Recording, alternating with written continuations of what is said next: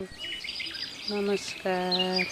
आज मेरो दिनभरिको काम अचार, अखबारेको अचार, लसुन, तोरीको तेलमा गाउँको दाउरामा पकाएको टेस्टी छ। मसलाहरू पनि केही देखाउन पाइनँ, मुखैले भनिदिनु पर्ला देखाउन नपाउँदा। तोरी, धनियाँ, जिरा, ठुलो सौँफ, ज्वानो, स्वादअनुसार नुन, बेसार, अमिलो ताजा के टेस्टी छ। हजुरहरूलाई पनि चाहिएमा मलाई सम्पर्क गर्नुहोला। हजुरहरू कोलाई मिठो लाग्छ कमेन्टमा भन्नुहोला।